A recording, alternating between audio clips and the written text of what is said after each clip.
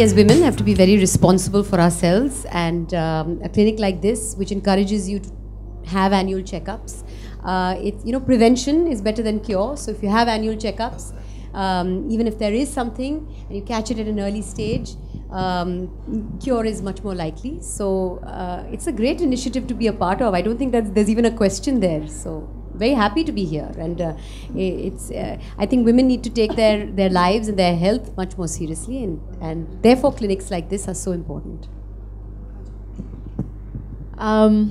I've been with Prashanthi actually for a very very long time. I think मैं बहुत छोटी थी. मुझे लगता है कि मैं 18 साल की थी जब मैंने प्रशांति के पहले फंक्शन को अटेंड किया था. उस वक्त गेटवे ऑफ इंडिया में हुआ था, आई रिमेंबर. और तो मैं, मेरी माँ, we have been part of Prashanti for a very long time, and I honestly believe this. और मुझे पूरा यकीन है कि जब से मैं माँ बनी हूँ तो मुझे भी लगता है कि I cannot get sick. It's a phobia in my head that I can't fall sick. अगर मुझे सर दर्द भी हो जाता है, no, I cannot even afford a headache. मुझे सर दर्द के लिए वक्त नहीं है, मुझे ज़ुकाम के लिए वक्त नहीं है, मुझे ये सब चीज़ों के लिए वक्त नहीं है मेरे पास. और मुझे इतना फोबिया हो गया अभी कि the first thing I do is एक गोली ले ही लो. I may not want to go to the doctor, I may not want to go and get a checkup, I may not want to go and get my flu shot or get my vaccination done, but I will, I don't have time for all that. उन सब चीज़ों के लिए मेरे पास वक्त नहीं है. तो ये मेरा एटीट्यूड है. तो मुझे पता है कि बाकी के औरतों का क्या हाल हो रहा होगा.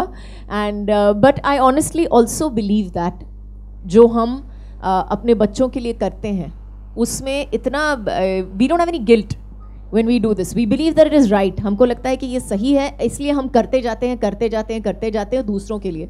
लेकिन हम यहाँ पे, मैं यहाँ पे इसीलिए हूँ क्योंकि मुझे लगता है कि हम भी ज़रूरी हैं, और अगर हमें अपने आप को वक्त देना चाहिए तो हमें अपने आप को भी वो सेम हक के साथ वक्त देना चाहिए. तो we have to give ourselves that guilt-free time to do what we have to and do what is necessary as well.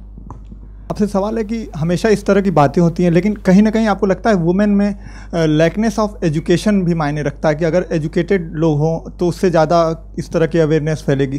तो जो एजुकेशन की कमी, उस पर आप क्या कहना चाहेंगे?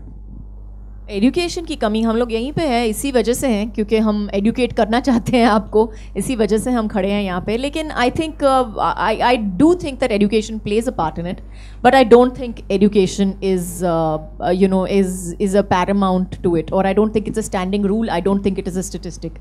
Today when you see all the women around you, I know women who are my mother, very educated, from every class society, who don't understand the necessity of doing a regular checkup, who don't understand the importance of doing a regular checkup. जब तक बीमार नहीं पड़ना हो और जब तक hospital नहीं जाते तब तक अपना चेकअप नहीं कराते. और सबके दिमाग में ये एक फोबिया भर के रखा है कि नहीं, अगर हम डॉक्टर के पास जाएंगे तो कुछ डॉक्टर हमको कुछ बुरा ही बोलने वाला है.